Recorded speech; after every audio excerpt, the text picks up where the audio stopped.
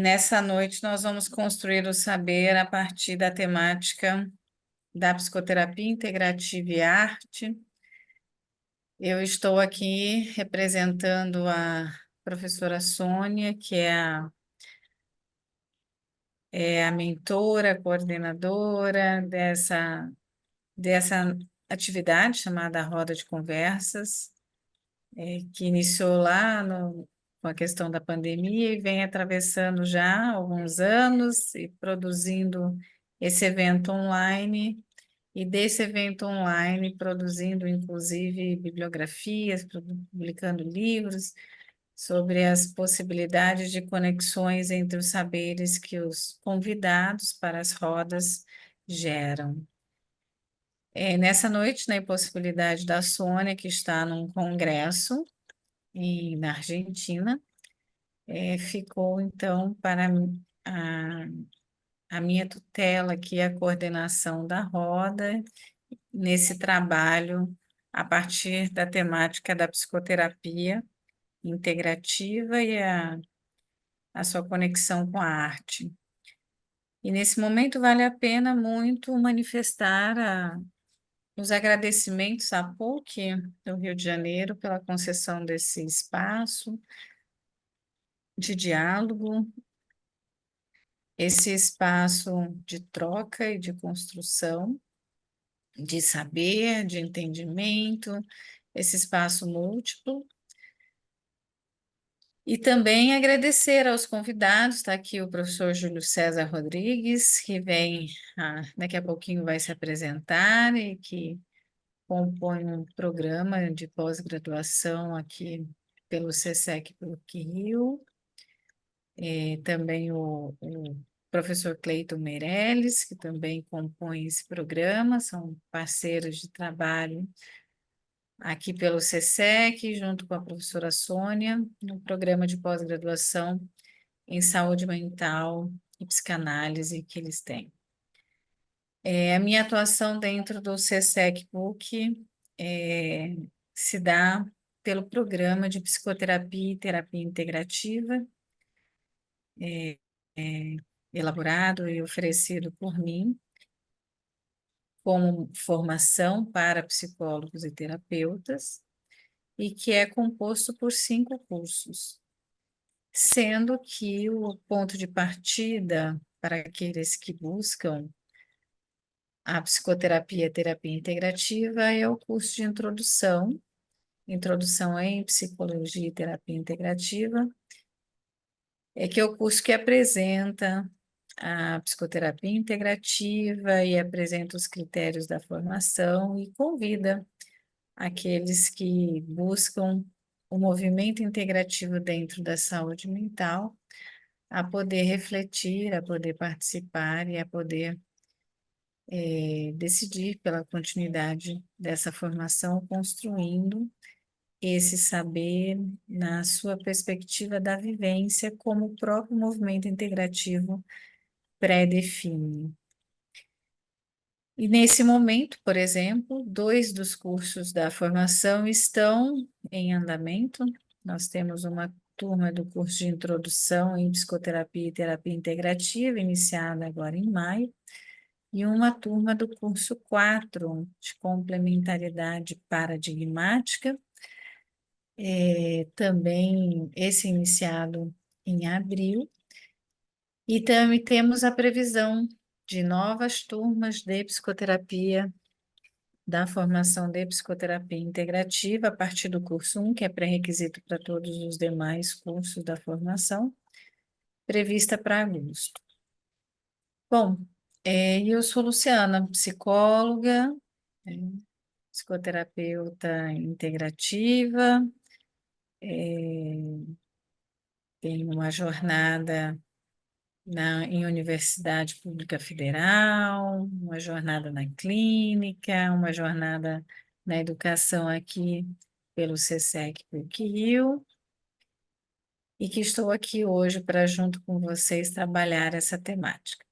Eu vou passar a palavra para o Júlio, que vai se apresentar, na sequência o Cleiton se apresentará também, E aí peço a vocês que coloquem no chat as questões que nós vamos, durante as explanações aqui na roda, trazendo as colocações de vocês como contribuição desse momento de construção do saber pela roda de conversas aqui na PUC-Rio.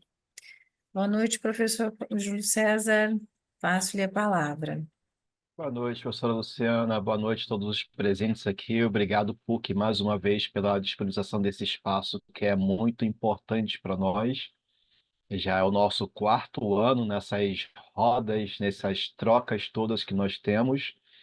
E é sempre bom, fantástico, né? Porque são temas cada vez inovadores, nós trazemos sempre novidades, mas o mais interessante, nós sempre temos oportunidade de fazer trocas pensando também no que já foi trocado anteriormente, que afinal a vida segue rodando, segue circulando. Então, quem tiver a oportunidade de visitar depois o canal do CSEC lá no YouTube e ver as nossas rodas anteriores, tem muita coisa interessante lá para vocês poderem acompanhar. Bom, eu sou graduado em administração, tenho aí, são 26 anos de carreira em gestão de marketing de produtos, na área de moda, varejo, comunicação, publicidade, educação, telecom, TV também, e focado agora única e exclusivamente para consultoria em diversidade, equidade e inclusão, que é cultura organizacional, e também nos nossos cursos de formação aqui na PUC, que depois vocês vão ter mais informações. Muito feliz com essa oportunidade e estrear com o nosso colega aqui, Cleiton, novato aqui com a gente, nosso calouro. Eu sou também professor dos nossos cursos aqui. Eu sou doutor e pós-doutor em psicologia social, que eu tive a oportunidade de fazer junto com a professora Sônia também, que está nesse congresso do nosso curso de pós-doutorado lá em Buenos Aires, na Argentina, levando lá a representatividade do nosso nome. E é muito interessante poder participar desta roda com esse tema de psicologia integrativa e arte. Eu sou um entusiasta pela arte em geral. Eu gosto muito, gostaria de ter dons artísticos, mas infelizmente não tenho. Mas eu gosto de fazer arte de vez em quando, no sentido da produção artística mesmo. Apesar de não me considerar um artista, eu não me nego o direito e o dever e o prazer de navegar com algumas coisas aí também. Passar a palavra agora para o nosso colega Clayton, para poder se apresentar e vamos dar sequência à nossa roda. Boa noite a todos, é um prazer, professor Luciano, professor Júlio, dividir esse espaço com vocês, é uma grande alegria, né? Eu me chamo Cleiton, sou arquiteto e urbanista, eu me formei em arquitetura e urbanismo na Universidade de Santa Úrsula, né? Acho que um dado curioso é porque, para me formar arquiteto, eu busquei psicanálise, né? Então, esse é um dado curioso, que assim, na minha formação eu resolvi que falaria sobre cemitério, né? Sobre morte. Na verdade, eu decidi falar sobre morte, né? E aí fui estudar cemitério, fui ver qual que era a minha inquietação e decidi produzir não um cemitério, mas um memorial, né? Uma espécie de memorial, de homenagem aos mortos, vamos dizer assim. E para fazer isso, eu fui até a psicanálise, um texto chamado Luta e Melancolia, né, para entender quem era, quem são essas pessoas, o que são esses corpos enlutados, né, para poder projetar adequadamente para essas pessoas em situação de luto, né? Então a gente sabe que a produção do cemitério, do memorial, ela está ali não só para aqueles que foram, em homenagem à memória de alguém, mas sim também para acolher as pessoas que ficaram e precisam de um lugar para velar seus corpos, honrar sua memória, estabelecer diálogo e relação, né? Então, senhor, se eu falar sobre isso, eu preciso entender o que são esses sintomas, né? Quem são essas pessoas, né? Como elas sofrem, o que sofrem, porque a arquitetura, de uma maneira geral, ela se pretende muito mais do que um fazer, né? Estrutural, mas um tanto artístico também. Ela se pretende acolher a quem está, né, naquela arquitetura. Então, ela tem um potencial não só de simbolização, mas expositivo que vai além do funcionamento prático, né, que está ali ao sensível, a favor do sensível. Então, uma arquitetura ela pode não só agredir, né, alguém numa situação como essa, mas ela também tem essa capacidade de acolher certas demandas, né? Então, foi isso que me trouxe a psicanálise. E desde então eu entrei no curso de formação de psicanálise, tenho estudado a psicanálise e levado adiante não só como ferramenta para se enxergar melhor a arquitetura, o processo de fazer arquitetônico, mas como caminho teórico e até prático, né? Eu tenho, tipo, de encerrar o caminho teórico da minha formação e iniciar o clínico, né? E é interessante falar isso porque, apesar de ter usado Luta e Melancolia na minha formação, e esse meu primeiro texto de contato com a psicanálise, eu queria trazer um pouquinho sobre a psicanálise, a relação da psicanálise à arte, mas eu queria falar de um corpo anterior a esse corpo enlutado, né? Porque esse corpo enlutado já é um corpo que carrega marcas, né? Já é um corpo formado. Eu queria falar de um corpo anterior a isso, e para isso eu vou citar brevemente, né, pontuar aqui ao longo da roda um pouco sobre o mal-estar na civilização, né? E por que o mal-estar na civilização? Em uma estatização, capítulo 1, Freud ele começa a estabelecer um diálogo com um amigo dele que fala o seguinte: olha, Freud, acho uma pena que você não consiga experimentar um sentimento oceânico. E esse é o verdadeiro significado da religiosidade. Então, o religioso dá através desse sentimento oceânico. É uma palavra muito bonita, muito intensa. O Freud adorou essa inquietação e você vai elaborar em cima disso. Mas, basicamente, o que compõe esse sentimento oceânico diz respeito a uma sensação de unidade, de integração com o todo, né? Então, senão, que através desse sentimento oceânico, o senhor Freud fala, não me sentirei mais sozinho, mas se integrado a um todo, a um corpo. E essa seria, por hipótese, o propósito da própria religião, da própria religiosidade. Freud, tentando responder a isso, ele vai caminhar, ele vai falar um texto que basicamente fala sobre limite. É o que é eu, o que é o outro. Ele até narra uma espécie de nascimento, como se compõe, como se forma as sensações, o que eu gostaria de chamar de uma espécie de corpo sensível. E acho que é esse corpo sensível e sobre esses limites que eu gostaria de pontuar, assim, para fazer essa contribuição de arte, que acho que é em cima desse corpo sensível que justamente me dá a arte, não só o fazer artístico, mas também aquele que admira a arte, que tem contato com a arte, né? Então, quando o professor Júlio fala assim, eu gosto muito da arte, mas eu não sei fazer arte, eu diria assim, olha, para fazer arte só precisa uma coisa, né? Tá vivo, né? De um corpo que foi sensível a um momento. Então, como é que o Freud dá essa descrição dele? Ele fala o seguinte, bom, o ser humano, quando ele nasce, primeiro o corpo existe antes da linguagem, tá? Então, nós, antes de aprendermos a falar, de comunicar qualquer coisa, nós temos um corpo e já sentimos por ele, já vivemos por ele. Então, há marcas que estão dentro desse corpo do que é anterior à nossa própria memória. É antes do processo de memória. É antes do processo de linguagem. E nós carregamos essas marcas do arcaico com nós até hoje, conosco até hoje, tá? E aí o Freud vai narrar o seguinte, então, bom, o bebê, quando nasce, ele é pura sensação. Ele não distingue ainda o que é ele mesmo e o que é o outro. Então, ele está ali tateando o mundo, tentando entender o que está acontecendo, e ele começa a perceber, através de suas vivências, que existem sensações que são prazerosas, então ele acolhe essas sensações, e sensações que são desprazerosas, e aí ele quer afastar as sensações. Essas sensações, prazer e desprazer, têm duas origens. Uma interna, ou seja, meu próprio corpo produz essa sensação, e externa, ou seja, o mundo me produz essa sensação. E o primeiro objeto de prazer dessa criança, e que vem de origem externa, é o seio materno, é a hipótese do alimento, é a oportunidade de ser alimentado. Então, através desse simbolismo, entre entender a criança, o que é um corpo sensível, o que é o limite, ela perceber. Porque no começo a criança não sabe que o seio, né, materno é externo a ele. Na verdade, tudo é um campo de sensações. Então, ela começa a entender o que é ela, o que é o outro, os limites. A pele dela, ela começa a se identificar o que é pele, o que é sensibilidade, né? E a partir disso, ela começa a entender o seu lugar no mundo. Então, a primeira vez que a criança chora, por exemplo, ela nem tem uma intenção muito clara. Ela tem desconforto.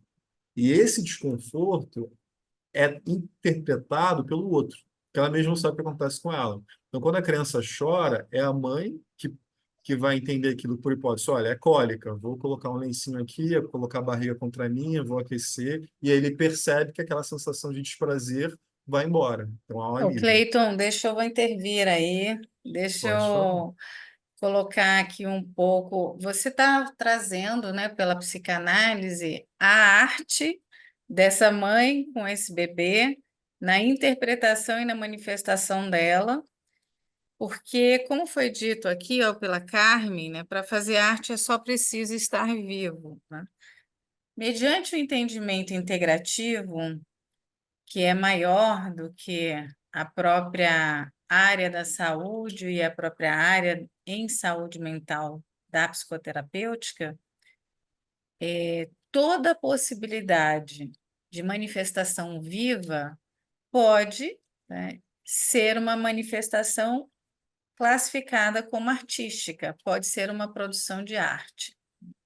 Como eu intervi aqui na colocação do Cleiton, a partir da relação mãe-bebê, à luz do entendimento psicanalítico, aquela mãe que interpreta aquela manifestação daquele ser vivo, com as suas questões possíveis e limitantes manifestas ali, ela está interpretando uma manifestação de arte daquele ser vivo ali com ela. E o que ela interpreta e produz para esse bebê também é uma manifestação de arte a partir dessa troca, até que nesse momento ela é muito menos cognoscente, muito menos verbal e muito mais sensorial, ela se ativa em outras dimensões que são muito interessantes na perspectiva integrativa, porque tudo que é integrativo, ele vai conectar, ele vai traçar conexões, ligações entre multidimensões em seus multiníveis. Mas acho que o Júlio César lá, falando ali, professor também da psicologia social, acho que essas trocas, né, sobre esse critério, dessa nomenclatura, dessa produção chamado arte, também tem o que falar aí, não tem, Júlio César?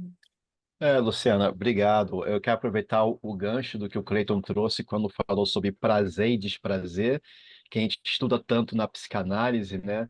E é bastante oportuno isso, porque a gente fala justamente daquilo que nos agrada. Quando a gente vai assistir a algo, algum tipo de produção, porque arte é produção e essa produção ela é humana para começar, ou seja, nós produzimos arte, mas eu gosto de uma coisa também que é a arte nos produz de certa forma, porque nós falamos de comunicação.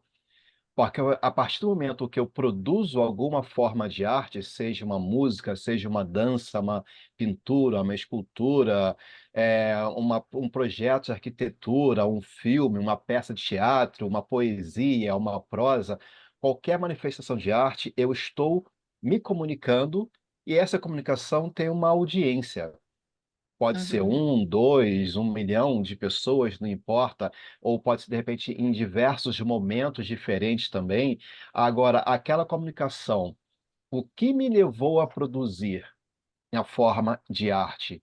O que será que eu estava expondo ali? O que me motivou, o que me inspirou a fazer aquela produção? Para quem eu espero produzir? Será que eu somente estou expondo para mim mesmo também? Estou produzindo para mim, eu quero botar para fora? É um momento uhum, catártico meu? Ou será que eu quero realmente atingir outras pessoas com a minha arte? Como normalmente acontece, né? E nós vivemos a cultura de massa, onde nós temos vários ícones pop, né? É tão comum na nossa sociedade de consumo, somente nessa nossa virtualização, onde nós queremos ser produto de consumo também, essa vida em redes sociais, e nós fazemos arte, inclusive, quando nós tiramos nossas fotos, nossas selfies, botamos filtros e nos expomos. Não deixa uhum. de ser uma produção artística também, né? Nós temos tecnologia a Uma nosso produção favor. artística e multidimensional, né? Porque, Perfeito. né, é porque eu quero ou é porque outros querem. A luz do integrativo é o conjunto, é o que eu quero, mas é o que é atravessado pelo que o outro quer, é o que o momento permite ou possibilita, como você está falando, né? Essa vida da espetacularização da vida midiática, e o engendramento da via virtual, a via digital, e mais aquilo que talvez atravesse nós, está no plano de fundo, nós não entendemos ou não capturamos diretamente. Perfeito, Luciana. E é bastante curioso isso, porque não adianta, é uma comunicação que ela é simbólica de Uhum, todas as suas formas, em todas as dimensões. Então, eu estou uhum, me expressando de alguma maneira será que eu vou ser interpretado da maneira como eu gostaria? Então, Uhum. o que a gente fala, tem uma linha de trabalho nossa, psicologia social, que é o interacionismo simbólico, porque nós interagimos socialmente uns com os outros. Por mais que Uhum. nós não queiramos, é um processo natural humano, e já começa por aí. Então, nós somente existimos através de símbolos, e os símbolos são culturais, e nós somos sujeitos socioculturais, na verdade, né? Então, é muito interessante quando tu traz lá no início a questão do prazer e do desprazer, quando às Uhum. vezes nós vamos assistir uma exposição, por exemplo, apreciar uma exposição de arte contemporânea. Eu não entendo isso aqui. A pessoa pegou um pneu e botou um vestido e botou uma caixa de ovo em cima. Isso, para mim, não é arte. Então, a gente começa a entrar naquelas definições, nas fronteiras do que é Uhum. arte e do que não é arte, do que me foi ensinado do que é arte. Eu e o Cleiton Do conversamos bastante recorte, sobre né? O isso, né? recorte que foi feito e ganhou Exato. esse nome. Mas a fronteira do recorte, ela está ali, ela é parte daquilo ali, tanto quanto o conteúdo. O recorte está em nós, Aham. né? Aí eu quero aproveitar, Cleiton, a gente conversou bastante sobre essa questão das fronteiras da arte, né? Queria que você voltasse a falar depois o prazer e desprazer, mas a gente tem uma pergunta aqui, ó. A arte permite a expressão de emoções que proporcionam o equilíbrio do indivíduo com o meio, levando à sua reorganização psíquica. Eu acho que para você é boa essa Hum, psicanálise, hein? é. Bom, vamos lá. Obrigado, né, pela pergunta. A pergunta, de fato, é excelente.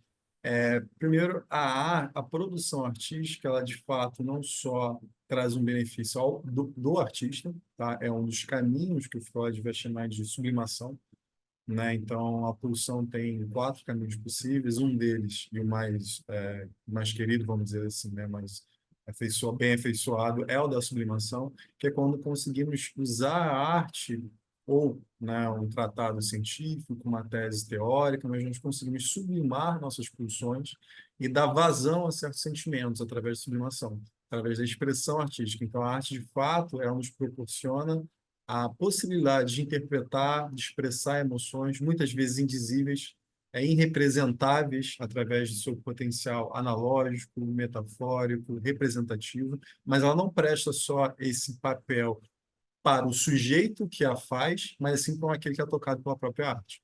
Ou seja, para aquele que vê a própria arte, né? Assim, vamos dizer assim, para o espectador, né? Para o admirador da própria arte. Então, ela de fato não tem só esse potencial de equilíbrio para o indivíduo, de estilo para o indivíduo em si que a produz, mas também para aquele que a escuta, para aquele que a recebe. Que o Júlio falou sobre comunicação, né? Toda a mensagem ao emissor e um receptor, né? Então, de fato, a gente nunca vai saber o que o emissor quis dizer com isso, mas a gente tem a nossa capacidade de compreensão, né? Ao receber isso, a gente ressignifica, né? E a partir daí nós conseguimos lidar com nossas próprias questões, muitas vezes, através da arte do outro. Essa é uma forma, assim, de escape, de proporcionar, né? De identificação, vamos dizer assim, né? O Júlio falou um pouco sobre essa questão de para quem é arte, né? A arte tem uma coisa muito interessante, que é muito importante o lugar do sujeito, a posição do sujeito em relação a ela. E isso é indispensável, muitas vezes, para o entendimento da arte, né? Então, eu estava conversando com o Júlio, a gente é muito fã do Djavan, né, Júlio? Aí a gente está falando sobre um vídeo que foi muito famoso, sobre o Djavan respondendo um repórter, né, que o criticou, né? Ele falou uma coisa do tipo, olha, o Djavan ele só faz música pela melodia, ele não está nem aí para o significado das palavras, né? E aí o Júlio vai me ajudar a lembrar da letra, mas o repórter falava sobre isso, sobre a música Açaí, né? O Djavan, sobre o texto específico, Açaí, Guardião, Zoom de Besouro, um imã. Branco é a tese da manhã. Né? Então, olha que beleza esse verso. Para o repórter não disse nada, e o Giovanni explica. Vamos lá. Açaí guardião. Açaí, de onde eu vim, ele é fruto bastante calórico, de grande valor energético para o sujeito, ou seja, alimenta o sujeito. É um fruto barato, em abundância, que alimenta o sujeito, que sustenta o sujeito, né? Ajuda a resistir à carga, né? E não só a isso, mas como ele é objeto de troca, de venda, de comércio. Então, o açaí protege toda uma extensão territorial, todo um comércio, todo um sujeito, um grupo. né? E ele fala zoom de besouro ímã. Ele está falando da conexão do homem com a natureza. De novo, falando sobre fronteira, sobre limite e sobre esse corpo sensível que a mãe cuida, né? Porque é aquela mãe que a professora Luciana falou muito bem, que tem, a partir de sua expressão artística, cuida do bebê, ela não tem só arte no cuidado dela, mas ela produz a possibilidade do artista que é o bebê, né? Desse corpo sensível que, através da sensorialidade, vai experimentar, vivenciar a arte, né? Então, voltando para o Djavan, essa aí, Guardião, já explicado, né? Zoom de besouro, a conexão com a natureza. Tez é uma palavra que é de superfície, né? Que é quase que testa, né? Aquela coisa que se rala, fina, assim, que divide de novo, limite, sensorialidade. Branco, porque é a cor da neblina. Então, em determinada época do ano, ao amanhecer, onde os trabalhadores iam para o trabalho, havia muita neblina, então ele fala branco é a tese da manhã. Essa cortina fina de neblina, de fumaça, que o trabalhador, esse que se alimenta do açaí, precisa enfrentar todas as manhãs. Então veja quanta riqueza poética e quanto conteúdo condensado que o artista Quanta consegue colocar. conectividade, né? Eu vou te atravessar aí um pouco com Pode, por favor. a psicoterapia integrativa, porque, por exemplo, falando do Djavan, você está trazendo, né, na letra da música, Açaí, a presença de multidimensões que compõem a vida, né? Porque quando a gente fala de trabalho, a dimensão social, a gente fala de um fruto que está na natureza e que gera possibilidade de vida mercantil, vida econômica, vida financeira para uma comunidade, mas que também é o elo de ligação com um modo de vida de um trabalhador, daquele que é o consumidor,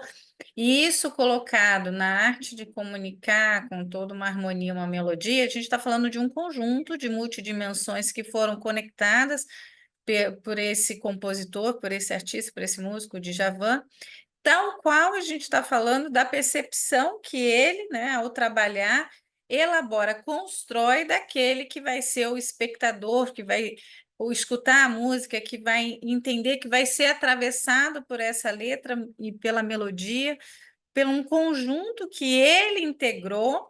E é muito interessante porque, por exemplo, nessa sua explicação, coexiste o conceito de integrativo, de todo o universo integrativo e também daquele que é aplicável à saúde mental e psicoterapêutica. E o conceito integrativo, por exemplo, é a integração das multidimensões do ser.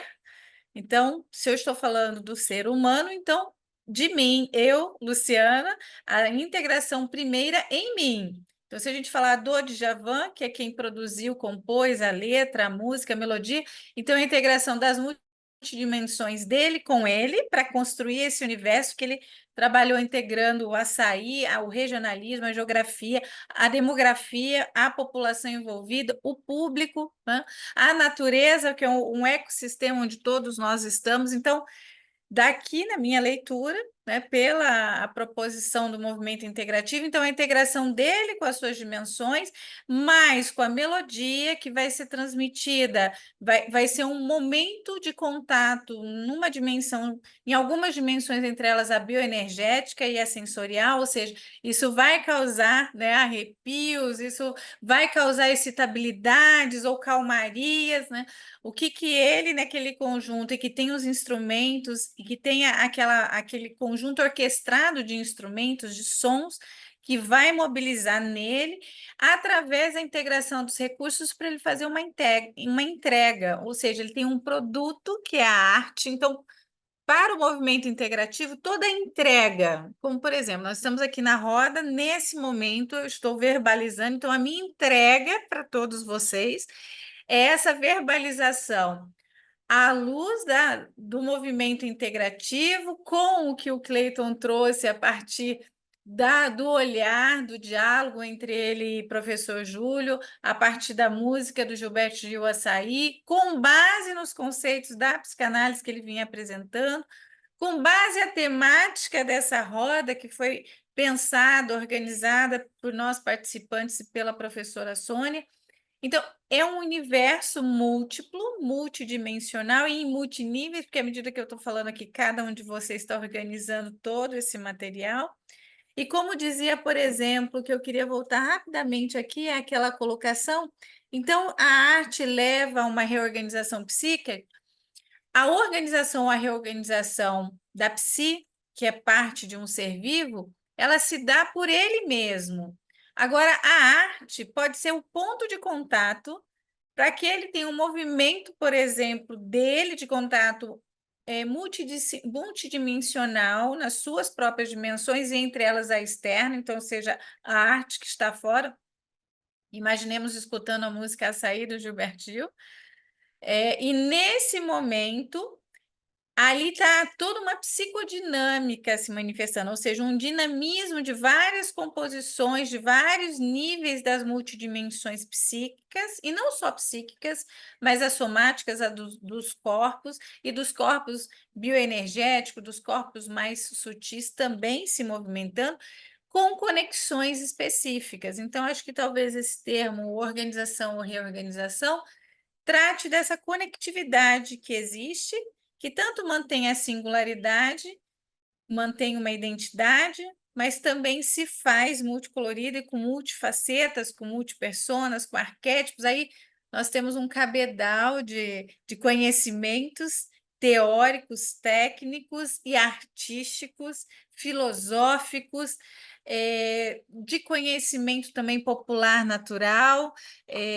que não está descrito ou não está organizado, vamos dizer assim, num campo específico, mas nos compõe, faz parte, e a autobiografia de cada um se manifestando, e é ali, nessa conectividade integrativa, fazendo cada um ser o que é e ocupar o seu lugar nesse universo de possibilidades, tá bom?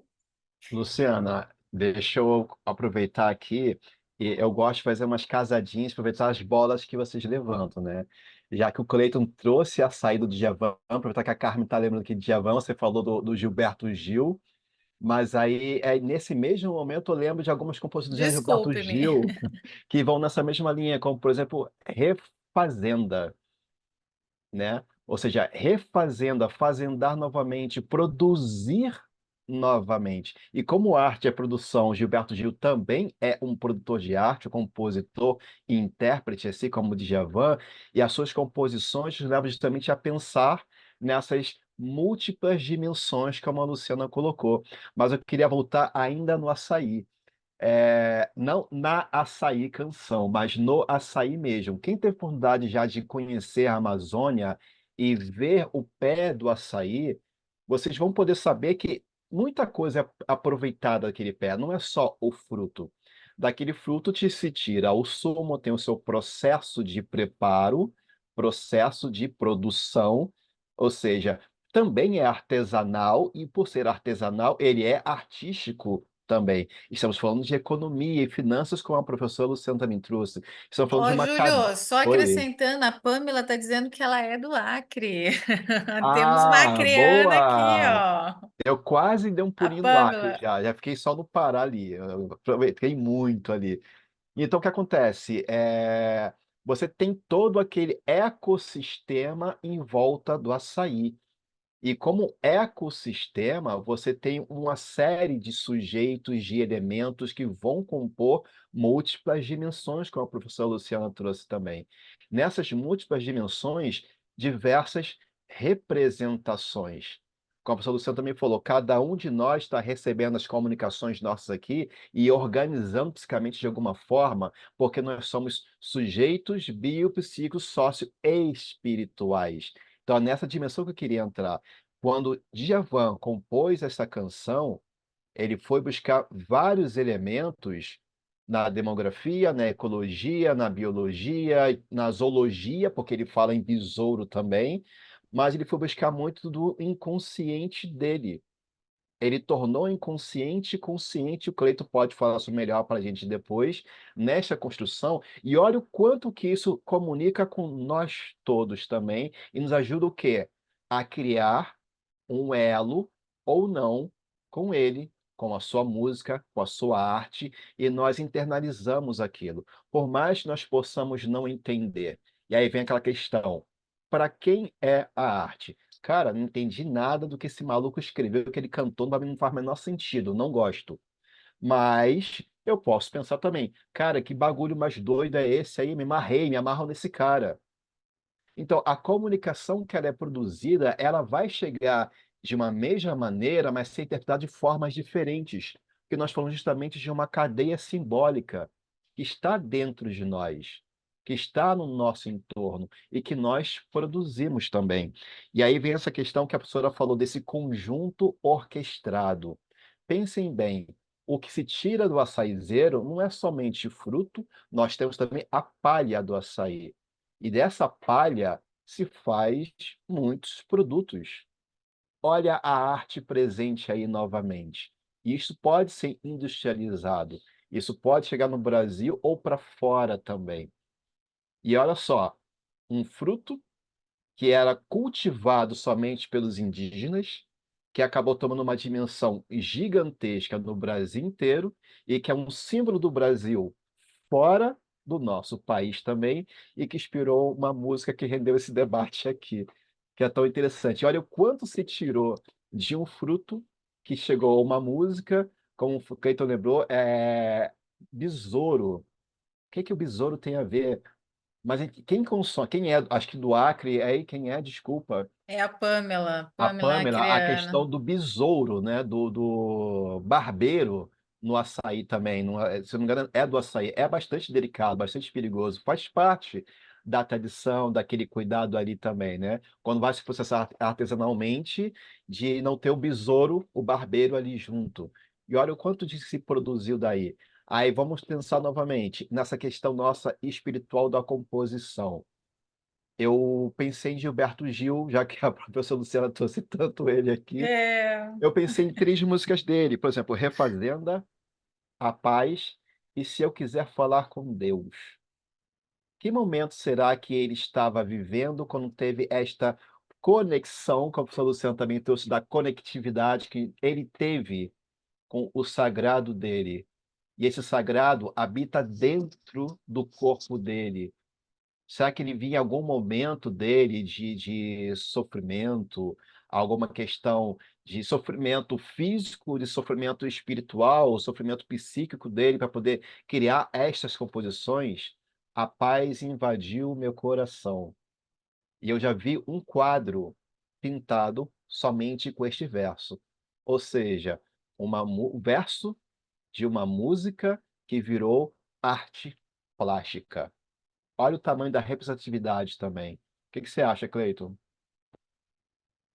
Olha, tem, não sei, vocês abriu várias falas assim que eu queria pontuar, assim, muito interessante. Primeiro eu vou voltar para o Gilberto Gil, né? Já que a gente trouxe, é porque o Gilberto Gil está na boca de todo mundo, então vamos lá. Eu queria apresentar uma quarta, então, música de Gilberto Gil, que chama Novidade, para voltar à questão que foi levantada sobre a possibilidade da arte para o sujeito se achar em equilíbrio, né? Para ele poder se expressar através da arte.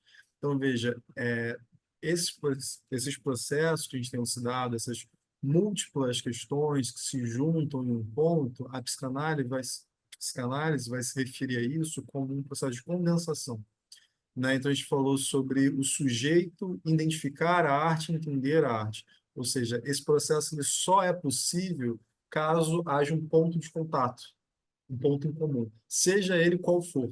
Ele pode ser de respeito ao significado, ao signo, à forma. Ele pode não fazer o menor sentido só para o sujeito, mas ele precisa de uma área de contato. A arte só vai te tocar, e aí um termo, né, da psicanálise, um Heinrich, se na verdade a arte é um reencontro. Todo encontro é um reencontro. Ela só vai te encontrar, entrar em você, só vai e adentrar você e o seu inconsciente se já houver Fica algo lá que tranquilo, Júlio, permita. vamos fazendo, tá? Um beijo, boa roda. Então, assim, a arte só vai fazer sentido em você se tiver uma área de contato, um ponto de contato, onde ela possa ressoar, onde ela possa ecoar, né? Então, eu posso vincular. E por que que eu estou trazendo a novidade do Gilberto Gil? Porque ele está falando sobre duas grandes necessidades do sujeito, duas grandes afetos do sujeito, né? O grande busto de uma deusa maia, o grande rabo de baleia. Metade busto de uma deusa maia, metade um grande rabo de baleia. Então, o que ele está falando sobre a possibilidade de se namorar, sobre a possibilidade do amor, como possibilidade de afeto, de enfrentamento do mundo, das questões, de apaixonamento e a fome, o grande rabo de baleia. Então, esse sujeito que está djavaneando, mas é o Gilberto Gil, ele está brincando com os seus afetos, ele está condensando seus afetos num processo quase alucinatório, né? Quase de um sonho. Então, ele compõe e fala sobre as suas aflições, sobre seus desejos, sobre seu lugar no mundo, né? Vamos lá. Como se enxerga a produção da arte no processo de autoconceito do sujeito que vive numa tragédia? Olha, a arte ela é ferramenta e mecanismo de enfrentamento do mundo ah, em muitas situações, tá? O Freud vai dizer em um momento que em Mal-Estar na Civilização que a arte é necessária. E nós, como o ser humano, constantemente procura refúgio no belo. Ele vai dizer, é um escudo furado. Ele não vai te proteger, mas ele consegue fazer que algo ali vale a pena, ele compensa algo. Então, vou te dar um exemplo. Miguel Hernández, tá? Exemplo argentino, um grande poeta, tá? Argentino. Ele foi perseguido, foi preso injustamente, jogado de mausoléu em mausoléu, sem nenhuma perspectiva, prisioneiro militar, de tortura, tudo possível. Aí ele recebia na cadeia, doente, cartas da esposa dele, falando sobre como a vida lá fora estava difícil, com ela, com o filho dela. Então, ela só tinha cebola para alimentar o seu filho, e que ele já se recusava a comer cebola. E aí, o que que esse sujeito, que estava num lugar onde não tinha nenhuma hipótese de ajudar, ele não tinha nada a se recorrer, não tinha nenhum recurso. Ele escreve um poema e entrega para ela. Ele responde a carta dela com um poema. E ele escreve Las Nanas de la Cebola, que é uma das canções mais bonitas que vocês vão ter oportunidade de ouvir, isso eu prometo para vocês, né? Então, vocês procurem. Caso não queiram ouvir, leiam, porque é um poema belíssimo. Ele fala sobre como ele pede para o filho dele engolir a cebola como se fosse uma lua, né? Então, morda a cebola. Então, assim, depois de ouvir essa música, comer qualquer outra coisa que não seja cebola é um pecado, né? Já digo a vocês. Então, ah, como esse sujeito que não tinha mais nada, a mais da sociedade, já tinha perdido tudo, ele morreu dentro da cadeia. Mas ele deu a única coisa que ele podia dar, entregou a única coisa que ele podia entregar para as pessoas dele, a arte. E essa música virou um hino de força, assim, de resistência, né?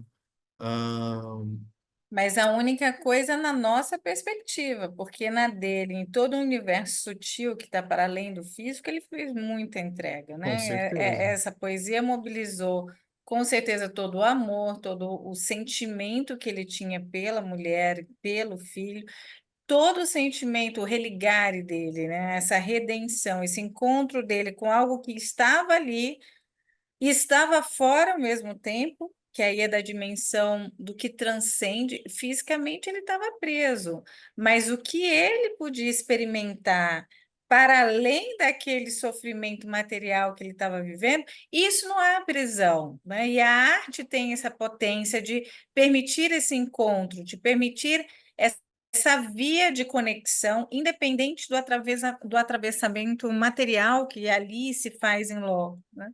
Então, o que você está trazendo é essa possibilidade que está muito para além só do poema que ele escreveu, só da mensagem direta que mobilizou um movimento que elegeu, né, esse poema e essa posição, essa entrega dele como uma ferramenta, como um recurso de resiliência, de resistência a tudo que ele estava sofrendo, e o quanto ele pôde promover pelas belas palavras. Eu conheço esse poema e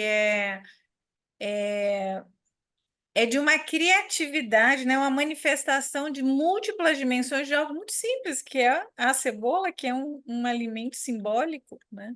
E tudo que ele podia ali Só fazer uma pontuação manifestar. que eu acho que é um signo muito significativo. A cebola, antes do poema dele, era um signo de miséria. Eu só tenho Aham, cebola. Depois uhum, do poema dele, é um signo de resistência. pois Então, é. existe todo um potencial de transformação a partir da intervenção dele, que é artística. Pois Né? Tipo, é, ele só, quanto ele, ele né? entrega através disso, e o quanto ele constrói, né? Que E aí símbolo é esse? me lembra justamente agora o que a professora Luciana já falou também. A arte como ponto de contato do próprio sujeito. Uhum. Olha a transformação que ele fez, algo que representava Nele. para ele miséria e transformou em arte, que hoje nos encanta, inclusive, né? E isso é sensacional. E talvez essa questão da arte fique nessa transmutação, né? Porque é muito mais de transcender as formas, né? Que a palavra transformar é tirar de Uhum. uma forma e colocar na outra, o transmutar é o que permite a mudança, o mutar, né? Então, imagina essa colocação, né? Na verdade, essa vivência, porque não é uma colocação, acredito eu, que a vivência ali do encarceramento, do sofrimento dele, do sofrimento da mulher, do sofrimento do filho, e toda uma beleza da existência, porque a existência tem o belo ali manifesto. Em todas as vivências, a gente tem os opostos, as dualísticas e as gradações entre elas e que talvez para alguns nobres seres que conseguem integrar todas essas gradações, essa coisa que nós denominamos por arte, ou seja, essa entrega que ganha o nome de arte, ganhe força, modifique conceitos, como você está falando, até paradigmas que são conceitos reconhecidos por grandes grupos em grandes épocas e que às vezes perduram, né, longos tempos e que existe, coexiste em cada um de nós, nas nossas dimensões, como diz o movimento integrativo, e dentre as nossas dimensões tem a do contato com o que está externo e com toda a arte que está fora, porque a arte não é só humana. Quando nós olhamos plantas, animais, o conjunto, né, o ecossistema, como já foi trazido, quando se estuda em diversas áreas, a potência de conexão entre as árvores, as raízes das árvores que comunicam e fazem florestas inteiras sobreviver entre as águas, a terra, a água, o ar, né, a dimensão celeste, o universo, os planetas, aí a gente começa a ter uma ideia. Inclusive que alguns neurocientistas e astrônomos já descobriram, por exemplo, a transmissão de informação entre as redes de neurônios, que está nos organismos vivos, numa dimensão microexistencial, dentro de unidades singulares, e a transmissão de informação entre os planetas, entre os sóis e as estrelas, numa dimensão macro, né? Elas se assimilam em termos de formas de expansão e contração, em termos de quantidade de articulações, ou seja, de conexões simultâneas, e de velocidade. E aí a gente começa a pensar, então, como é que é, né, essa arte? Qual é a arte que está lá no universo entre os astros, a arte que está na vida dos planetas, como aqui no planeta Terra, com a sua biodiversidade, a arte que está em nós, quanto a espécie com mais potência de intervenção na vida das outras espécies. Como está a sua por aí, Cleiton? É a sua, Júlio César? Como é que está isso? Olha, É, deixa eu só, antes de passar aqui as perguntas do professor Marcos, que é do curso de formação, inclusive clínica em psicanálise, queria voltar na cebola. Porque a cebola, como símbolo inicialmente para ele de miséria e depois um símbolo de potência, né, e arte, ela é uma raiz. Hum. E como raiz, o que que ela pode fazer além de servir como base, como estrutura para algo que se desenvolve a partir dela? E essa raiz, ela se divide em camadas. Então, quantas analogias nós podemos fazer até de nós mesmos nesse sentido, né?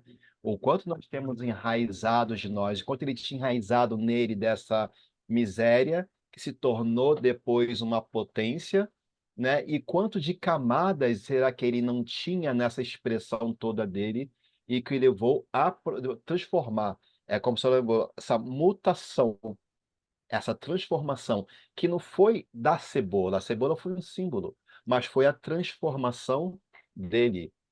Cleiton, o professor Marcos tem uma pergunta aqui sobre arte e urbanidades. vamos Como lá. definir? Olha, é, tem um processo do urbanismo, isso é muito interessante, assim, a escola de arquitetura, a escola de arquitetura, ela sofre muita influência de uma outra que se chama urbanismo, né? A ponto de que hoje elas se mexem quando você tem uma formação só, arquitetura e urbanismo, mas ela tem raízes diferentes, tá? O urbanismo ele vai estudar a cidade como um todo, e eu não estou falando de traçado urbano, de definir ruas nem nada, eu estou falando de cultura, lei de espaços, preservação, tempos. Então, assim, estudar urbanismo e produzir urbanismo requer que você olhe para no mínimo três tempos diferentes. Uma para o passado, entender a história desse lugar, inclusive você respeitar essa história, você aprender com essa história e saber como você se portar e agir perante a ela, tá? Isso um grande historiador chamado Bernard Lepeti fala no livro sobre urbanismo, mas ele dá um alerta também, fala assim, olha, se olhar demais para o passado é perigoso, né? Talvez você faça algo como uma espécie de lei palimpsesto, sabe? Que é aquela coisa do pergaminho, que você usava, reciclava o mesmo pergaminho, sem lá, raspava a tinta. Eu escrevia uma carta para o Júlio pergaminho, eu enviava, o Júlio pegava, raspava a minha escrita, escrevia uma nova por cima, enviava para a professora Luciana, que raspava, enviava para o professor Marco, e aí tinha alguém que ficava lá tentando decifrar quantas mensagens havia escrito naquele palimpsesto. Assim, qual é a eficiência disso para o urbanista? Talvez nenhuma, porque não necessariamente a comunicação que eu fiz para o Júlio tem a ver com a que ele fez para o professor Luciano, que talvez para o Marcos, mas cada um é uma lista de compra, o outro assim, então assim, se você olha demasiado para o passado, talvez você se perca um pouco, ou você produza boas respostas para algo que não é mais uma pergunta, para uma pergunta que não é mais válida nesse momento. A segunda é que se você olha demais para o presente, talvez quando essa obra estiver pronta, você já tenha respondido uma pergunta que foi passada também. Então, a necessidade do urbanismo, de olhar para esse tecido urbano e social, requer aprender com o passado e olhar ao presente, as necessidades atuais, e ter uma capacidade de projeção para o futuro e de lidar com esse tecido, assim, que não é só espacial, não é só histórico, geográfico, mas é social, muito social. Né? E aí a gente pode falar sobre um termo que a arquitetura muitas vezes empresta da biologia, que se chama ecótone, né? O que é cótone? É basicamente franjas. É algo que existe um objeto, a gente faz peças conjuntas, né? Existe um objeto que é ele por ele mesmo, um que é ele por ele mesmo, e no encontro desses dois produz uma terceira coisa que não é nem esse objeto e nem esse, que é algo que só existe na franja, na união desses dois. Um exemplo, né? A areia da praia. Existe a terra, né, que é uma coisa, o mar, que é uma outra, e a areia que só existe essa areia de praia entre esses dois elementos. Então, ela adentra um pouco o mar, adentra um pouco a cidade, e ela é mais ou menos fruto desse meio. Então, são essas franjas urbanas, e há muita vida nesse processo de franja urbana. E projetar o Rio de Janeiro ou qualquer estado, projetar cidades, requer esse olhar a esses tempos, a esses tecidos que são sociais, e fazer isso tudo é muito importante. Existe uma coisa sobre o urbanismo, sobre a história da cidade, muito interessante, que aparece como resistência de um povo, de uma história, que está conhecendo o professor Júlio, que são os adinkras. Né? Então, a gente sabe que o Rio de Janeiro ele é fundado, feito por mão de obra, ele carrega muita cultura apagada, né, de matrizes ancestrais africanas. Então, por exemplo, em Gana, na África toda, há produzido ideogramas chamados adinkras, que hoje nós temos no Rio de Janeiro, seja ele histórico, seja ele teatro municipal, seja ele na cidade, perdiz, adinkras forjados em aço, em ferro, em janelas, em fachadas de prédios, que a gente nem sabe o que significa, mas que estão presentes lá até hoje, porque sobreviveram na mão dos trabalhadores, artesãos que produziam sua arte e que sentiam a necessidade de se ver reconhecido na cidade. Então, eles imprimiam a sua arte no seu trabalho, de uma maneira quase invisível, quase pela brecha daquilo. Então, o senhor que estava contratado, o contratante, ou quem pagou por aquele espaço, ele não sabia o que significava aquilo. Ele olha para aquilo contorcido, olha assim, poxa, interessante, isso aqui eu não vou. Mas não, é uma adinkra, é um sankofa. Né? E só citar um pouco do sankofa, porque acho interessante que a gente está falando sobre urbanismo, fala tudo sobre esse tecido urbano histórico. Né? O sankofa ele é uma adinkra que surge como um pássaro, né, migratório, e a primeira imagem que a gente tem dele, ele é bojudinho assim, uma cabeça apontada para a cauda e um ponto, que é uma espécie de fruto. E isso significa olhe para trás, né, volte para trás e pegue, né, que fosse você aprender com o passado. Esse São Confá, que começa com um pássaro e com essa fruta, é um desenho que vai se transformando e vira uma espécie de S. E ele ganha um duplo, e aí vira um coração. e a gente encontra isso em todos os lugares.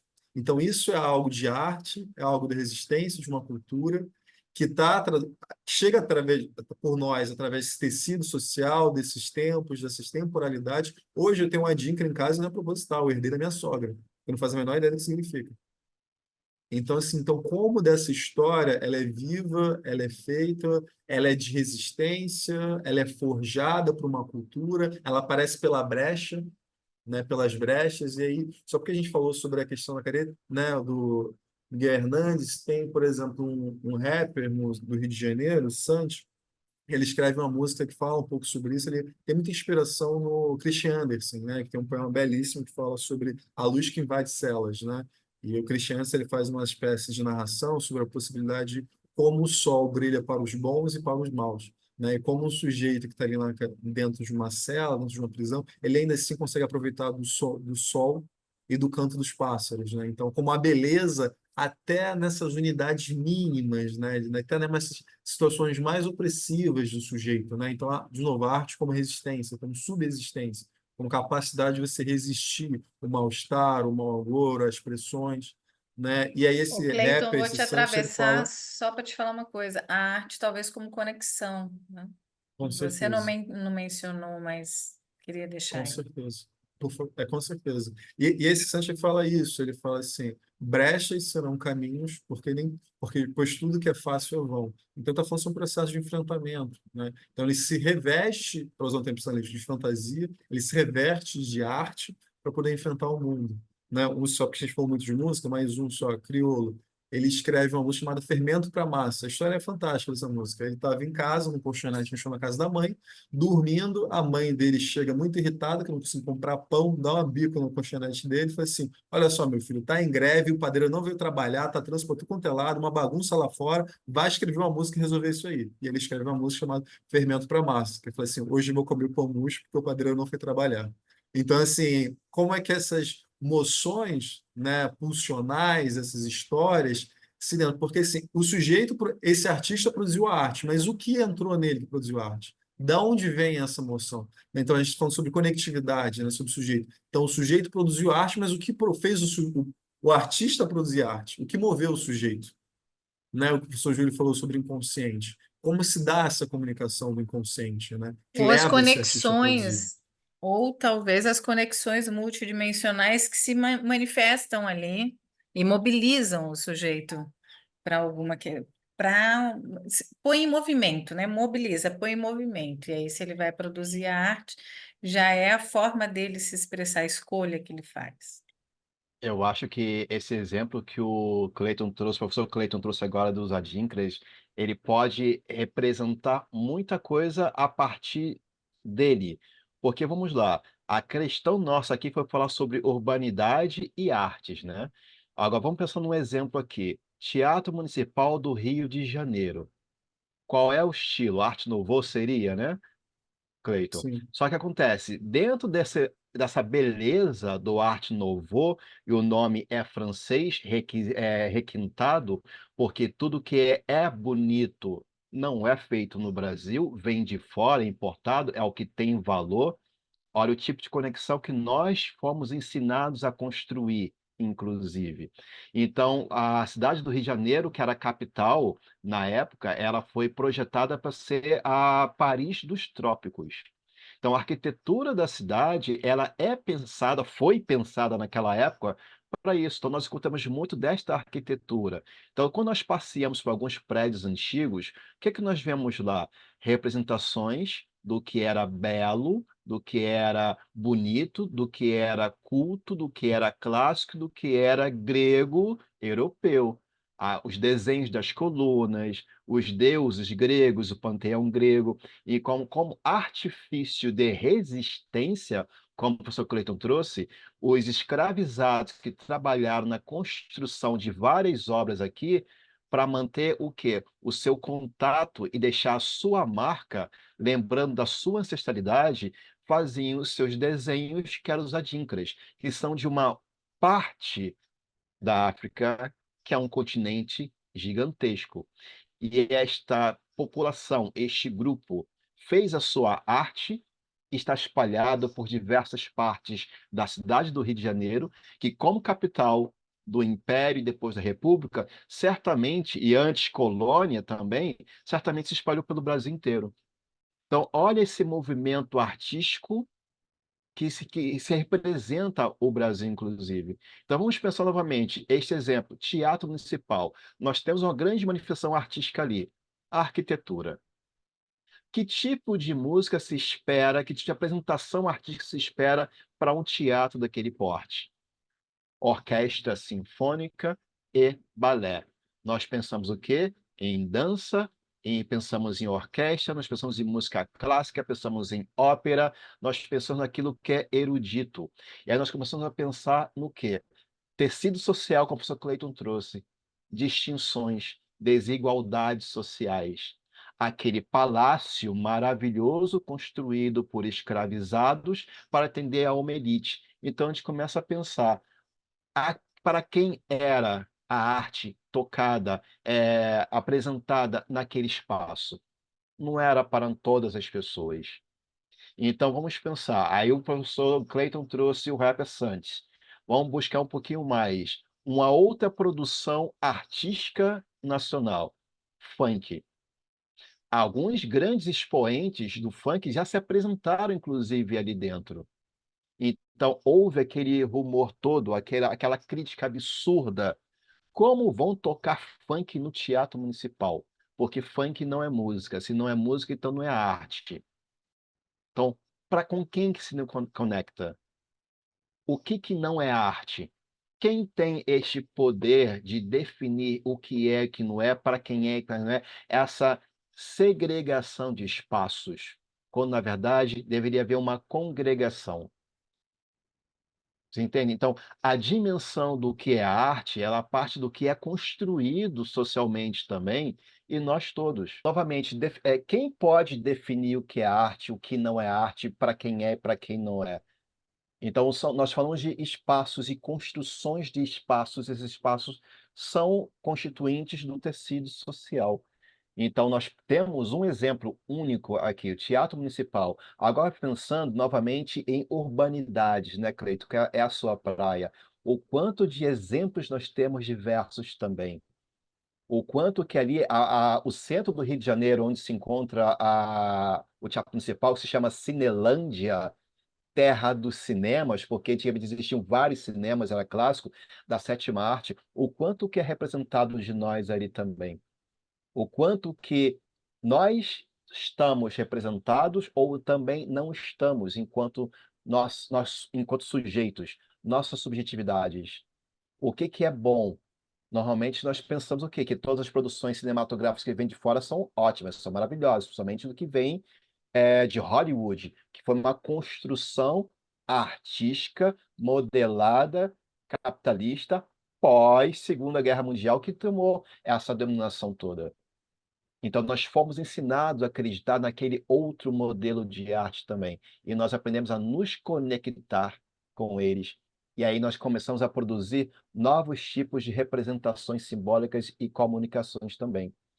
Eu acho que a professora É, Luciana pode eu trazer quero isso fazer como só um multidimensional. atravessamento, eu quero só fazer um atravessamento da seguinte natureza, da mesma maneira como nós fomos ensinados, né, a nos colocar nessa forma que credencia, avaliza, aceita uma produção artística proeminente, não reconhecida aqui não é uma produção nacional, uma internacional, nós também podemos construir o caminho que descredencia, que desconstrói e constrói a nossa própria originalidade. Porque todo o ser vivo, ele é dotado de uma propriedade, que é um direito livre de escolha, né? Isso da unidade mínima, a ameba, o ser unicelular, até a mais complexa. E é essa, né, essa cognição, e até tem muitos teóricos, e aqui nós não vamos entrar muito nisso, mas os biólogos que saíram de uma biologia disciplinarizante e foram para uma biologia universal, como, por exemplo, Maturana e Varela, mostram que a cognoscência, a atividade de definir esse contato e essa definição, ela é seletiva a princípio pelas questões instintuais de sobrevivência, de manutenção daquela unidade viva. Só que ela interage e se interorganiza com as possibilidades no seu entorno, no seu ecossistema. E, obviamente, nessa troca, aquilo que mantém a vida adentra. Mas isso gera um processo de aprendizado, de reconhecimento, e a próxima interatuação já tem por base aquela anterior, e aí cria a possibilidade do novo, e aí um processo de aprendizado se estabelece. Então, parâmetros, padrão já vão se formando. Acredito que dentro desses parâmetros e padrões está esses aprendizados que, por exemplo, nos fazem escolher uma opção que é trazida de algo que está fora, em detrimento do algo que está dentro, ou de algo que é estrangeiro, em detrimento de algo que é nacional. Mas vale lembrar, né, que tudo isso que nós aprendemos nesse formato, também nós podemos, a partir de um exercício de autoconhecimento, transmutar em outras possibilidades, porque somos dotados da propriedade do aprendizado. Não só falando de dimensão mental psíquica, mas falando no nosso conjunto multidimensional.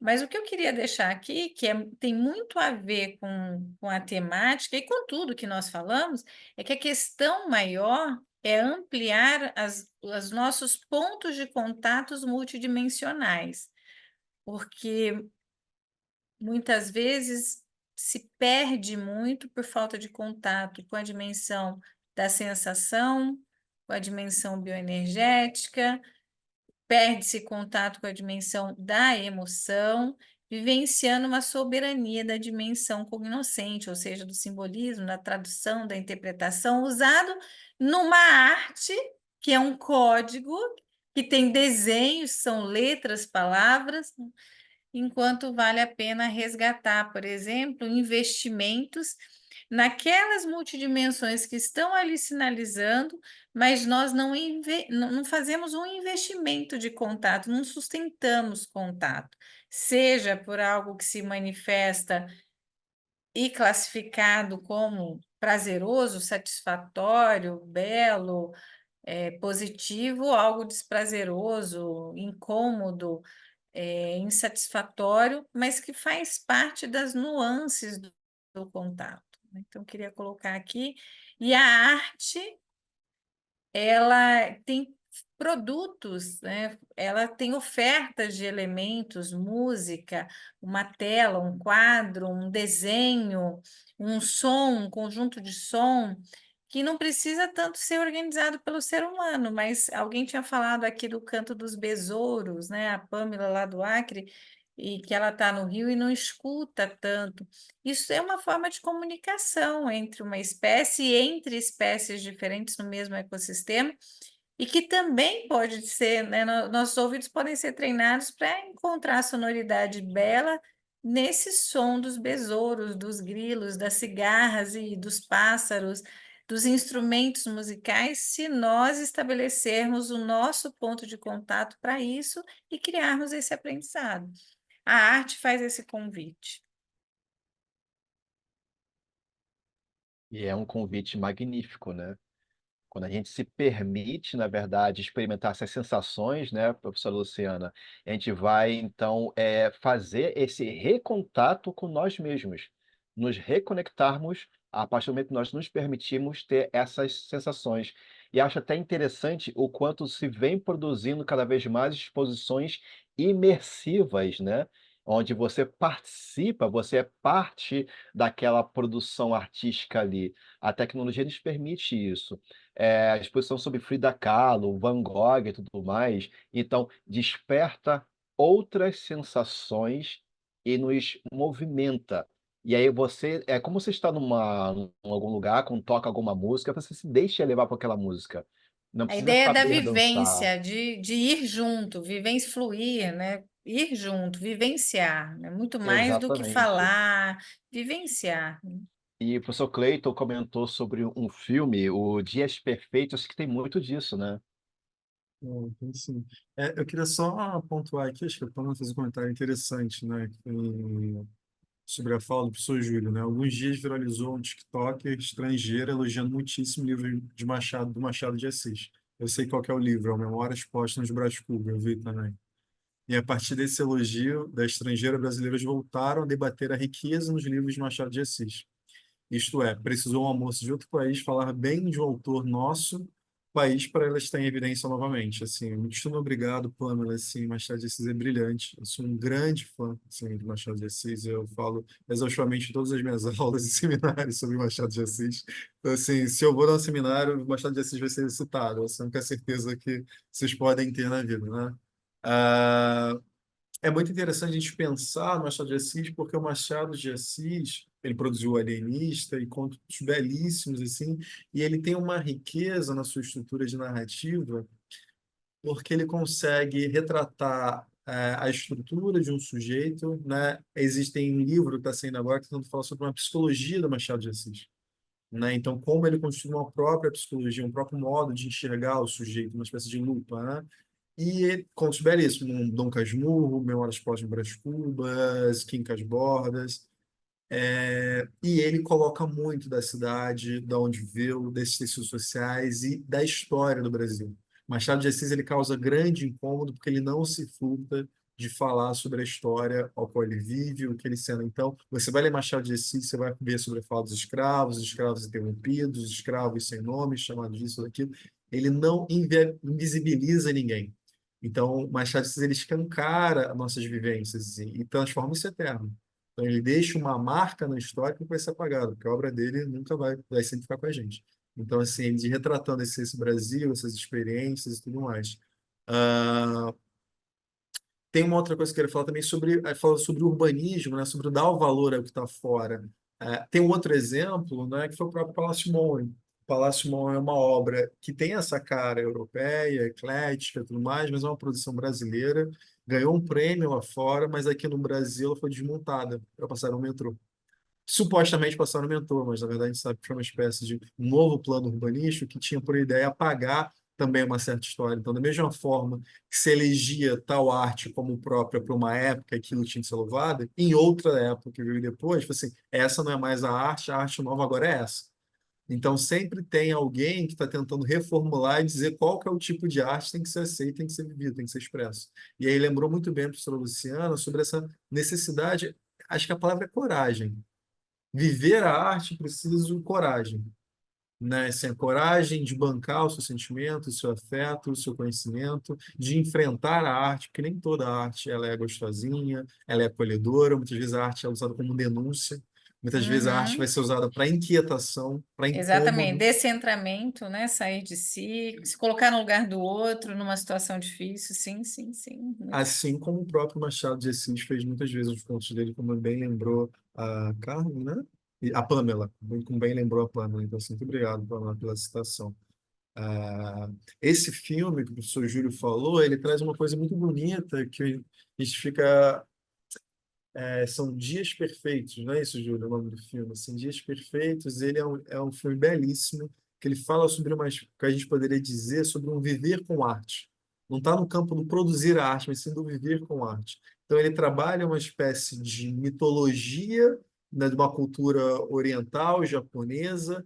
Então, é um mito barra verdade do que a gente entende pelo japonês. Então, assim, ele é um senhor, né, que trabalha lavando banheiros, numa casa muito humilde, e o filme, grande parte do filme, não tem diálogo, é em silêncio. Então, é sobre esse senhor levantando, dobrando a cobertinha dele, pegando seu próprio café, tendo sua rotina, mas toda vez que ele abre a porta, ele olha para o céu, para essa luz, para essas sombras, para essa sensorialidade e dá um sorriso e vai trabalhar.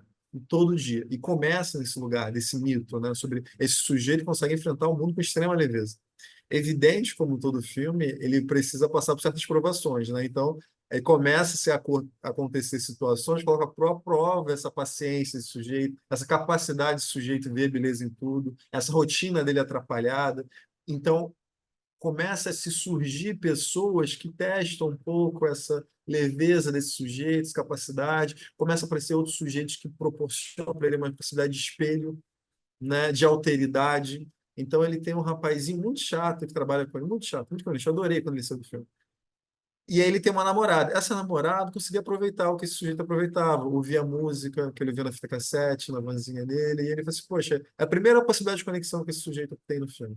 Ela passa, ela sai de cena, ele volta pro cotidiano dele, abre a porta, feliz, sai e tudo mais.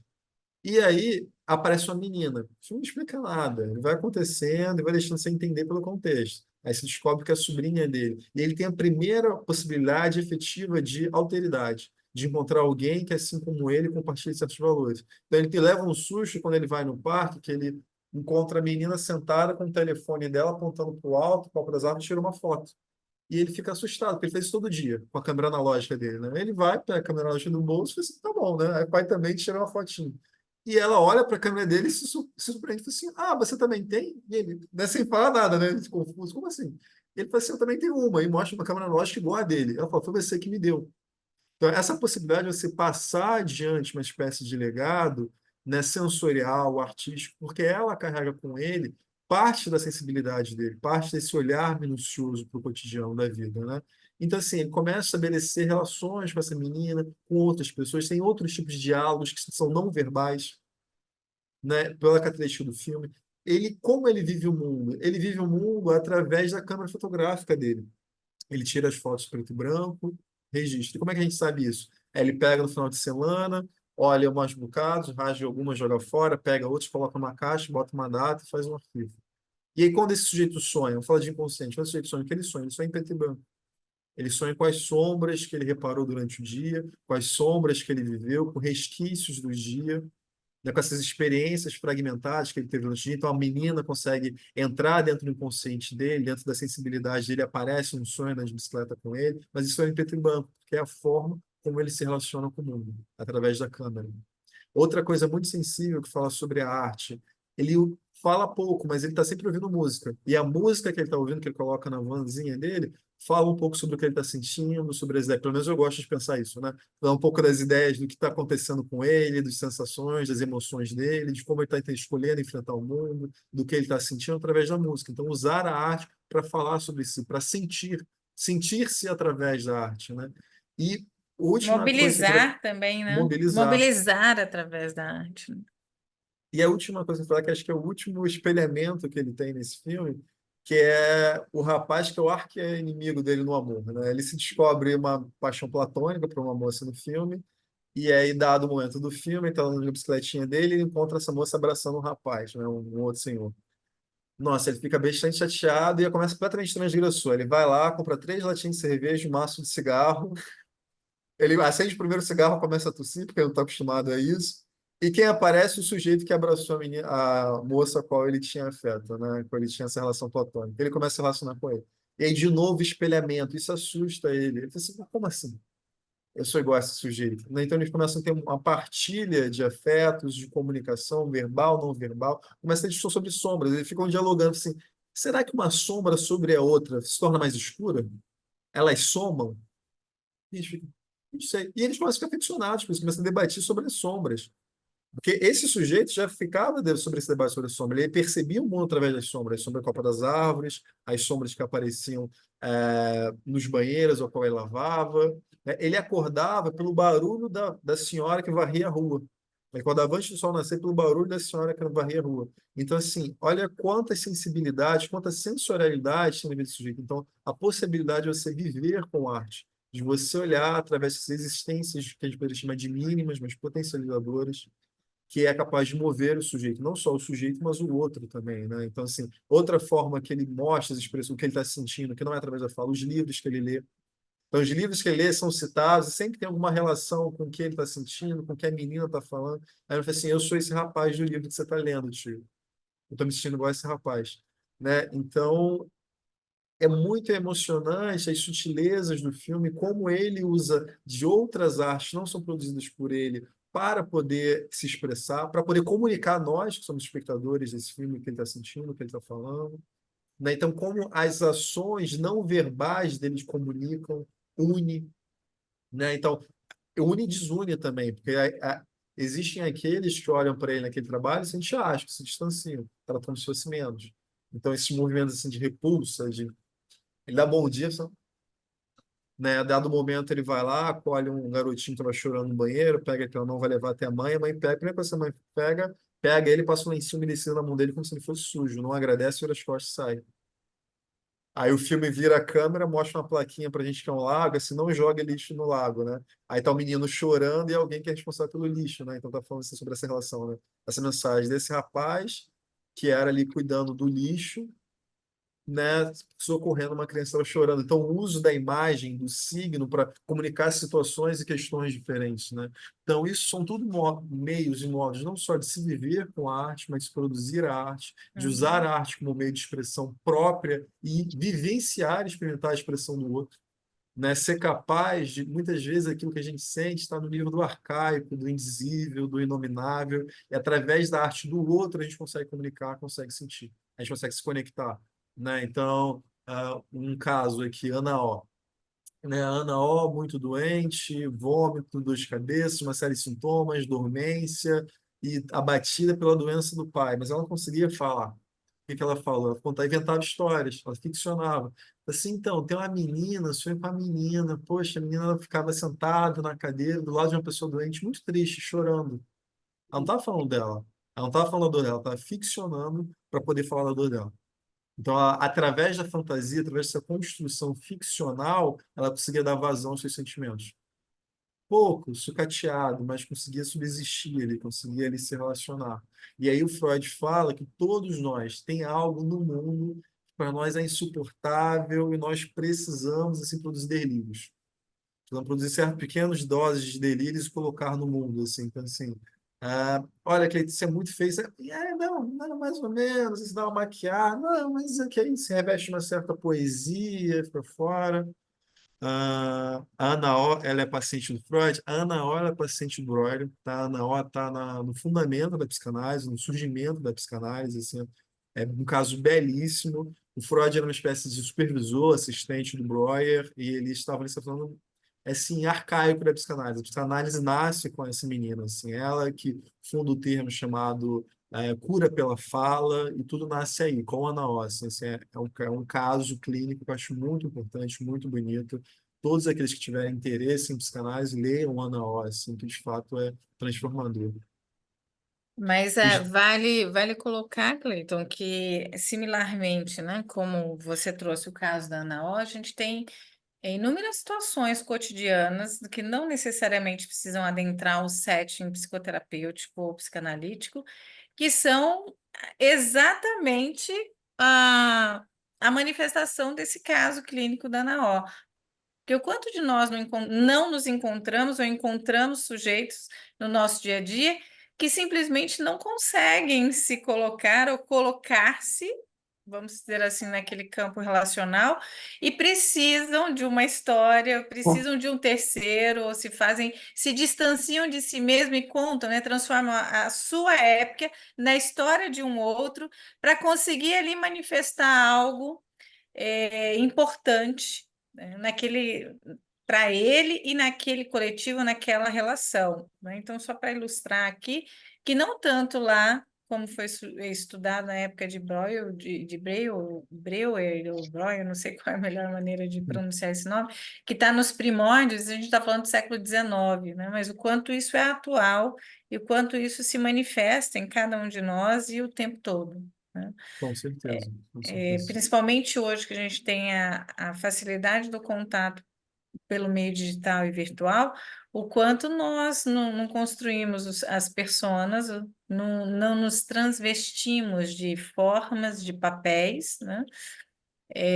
Que procuram, né, que foram convencionados, vamos dizer assim, e ditam quem nós somos, ao invés de investir no próprio autoconhecimento, na nossa própria colocação, no nosso ser, né? E construir as nossas conexões para sustentar em nós o nosso ser e nas nossas relações. E aí o investimento tem que ser muito, muito grande, o esforço tem que ser muito maior para não se deixar vencer, pelos postulados que vêm de fora, né, que querem nos definir e procurar que nós nos encontremos conosco mesmo, né? Uma dos grandes investimentos da psicoterapêutica é ser o facilitador desse autoencontro ali do sujeito com ele mesmo, tentando trazer a sua originalidade, tentando sustentar o ponto de contato nas suas multidimensões. E a arte não só produzida pelo sujeito, mas a arte articulada, vamos dizer assim, o objeto de arte articulado, escolhido, é uma grande potência, é uma grande possibilidade reveladora, tanto quanto a contação da história, o distanciamento à contação de história, quanto um objeto apropriado, que está ali no cenário, que está próximo, o que é referendado, enfim. Então, essa arte, como essa produção, essa escolha de produção, ou até a eleição da arte produzida por alguém, ela também é muito mobilizadora e muito reveladora do nosso eu, né? Luciana, aproveitando então para você e para o Cleiton, olha o que a Pamela trouxe.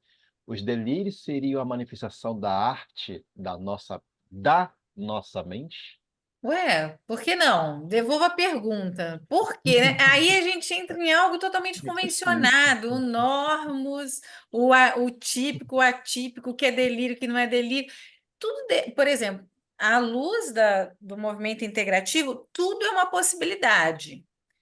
Mas e aí? Então você vai sair aí delirantemente fazendo psicoterapêutica? Olha, existe, por exemplo, né, um alto investimento de autoconhecimento através das produções psicodélicas, chamadas de psicodélicas para alguns e completamente legítimas e lógicas para outros. Então, se nós levarmos em consideração que o que fundamenta, às vezes, um conceito, um símbolo, uma definição, é um significado particular atribuído por alguém e que acaba, né, passando por um movimento de aderência, de adesão de vários outros e vira algo reconhecido, algo comum.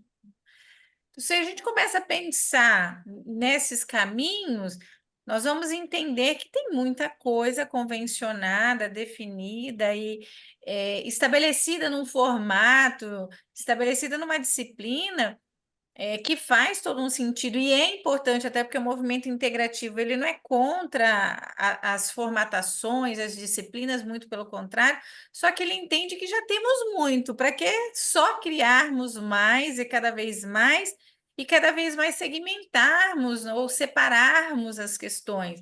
Talvez seja a hora de irmos mais pelas conexões, pelas ligações, pelas pontes, por um conjunto, por uma complexidade, por um todo, para que talvez a possibilidade de se autoconhecer e a possibilidade de autorrealização, de satisfação, de se encontrar consigo mesmo de modo mais satisfatório, se dê, né, de uma outra forma, num outro movimento, numa outra articulação. Então, assim, delírio, aquilo, né, que o autor jogou no lixo, né, que elegeu como algo que não tem valor, para um outro pode ter, né, ou para o próprio autor, num outro momento, passe a ter o valor que naquele primeiro, de repente, ali foi articulado desvalorosamente. Então, acredito que não há, assim, há demarcações sociais, há coletivas, né? A gente precisa de cultura, a gente precisa de reconhecimento de grupo. A questão maior é não sobressaltar um em detrimento do outro. O que não se investe na égide integrativo é exatamente uma competição excludente. E aí, os critérios, que são os critérios de que em qual segmento, por exemplo, vai haver uma atuação integrativa. Aí, o próprio segmento, se a gente for falar da psicoterapêutica, ela já tem regras específicas porque vai lidar com o fator humano. Esse fator humano está situado num território que tem uma constituição. A gente tem que ter todo um respeito de sustentação da vida desse ser humano. Então, tem uma série de regras, de limitações que precisam se estabelecer do que pode, do que não pode ser, que são convenções mas existem flexibilidades também nas fronteiras, né? Do que a gente ainda pode construir, como pode construir, só que isso prescinde conhecimento, prescinde maturidade, prescinde responsabilidade, prescinde o nosso conjunto integrado para promover essa integração no outro, porque ao integrar o nosso conjunto e o do outro, a gente cria uma interrelação para que isso se sustente, que é a ideia do ecossustentável, né? Do ecossistema, é aquilo que várias partes convivem e se articulam, mantendo a sua vivência. Então, isso também se dá aqui no que a gente vai falar de arte, do que pode, do que não pode ser entendido como arte, mas muito mais eu diria que depende de cada um de nós, né? O que é arte para você? O que é arte para você, Júlio? O que é arte para você, Cleito? O que é arte para quem estava perguntando, né? Que eu não vi aqui o nome, acho que era a Pamela que estava perguntando, não sei. Era Pamela, Pamela. Aproveitando o Cleiton, o Gilvan tem a seguinte pergunta. Vou deixar você introduzir e iniciar a resposta e eu te complemento. Tá bom. Arte e diversidade, qual a relação dentro da psicanálise? Então, vamos lá. Aproveitando, então, Gilvan e os demais aqui, no mês que vem nós vamos ter o curso de Arte e Psicanálise, que estaremos eu, o professor Cleiton e o professor Luiz também, que é psicanalista já de longa estrada, conversando sobre Poeta. ele é poeta também, né, professor Luiz, sobre poesia, sobre arquitetura, sobre música, sobre dança, sobre escultura, tudo, e cinema também, dentro da psicanálise. Então já fica o convite para vocês, tá bom, Gilvan? Mês que vem, matrículas abertas já. Depois eu vou colocar o link aqui para vocês. Cleiton, Ó, o professor Marcos falou aqui, ó, Gilvan, para Freud, o artista, por sua vez, já não possui mais essa ilusão, e através da criação artística empreende uma realização imaginária. Júlio, para Freud, o artista, por sua vez, já não possui mais essa ilusão e, através da criação artística, empreende uma realização imaginária. É muito interessante esse ponto que o professor Marcos traz, o Gilvan, e eu vou linkar isso com a pergunta dos delírios, né, quando a gente está falando sobre o delírio. Então, eu vou só fazer uma pontuação aqui, breve, por exemplo, mal-estar de civilização. O Freud está falando sobre aquilo que os desafios para o sujeito ser feliz, né? Ele elenca três fontes de desprazer, vamos assim, de dificultores para a felicidade. O primeiro é o próprio corpo e o declínio dele, então, assim, doenças, a degeneração, é o amadurecimento, assim, esse processo cíclico, né? O segundo é o mundo. Então, assim, olha, o mundo tem muitas vezes impõe uma série de desafios que realmente atrapalham qualquer possibilidade de desenvolvimento, né? De resiliência, né? Ah, outra coisa que eu gostaria de falar, e aí o terceiro, né, que são as relações sociais, são as relações com o outro. Então, muitas vezes, essa é a que mais pega, assim, é o que mais tem ali questões. Agora, no delírio, quando a gente está falando sobre o delírio, olha, não só o delírio é uma possibilidade de manifestação artística, como um sonho. Muitas obras de arte foram interpretadas, foram retiradas do sonho, porque o sonho ele tem esse poder. Ele dá conta desse conteúdo que ele era latente, e condensa algumas informações e transforma-as em manifesto.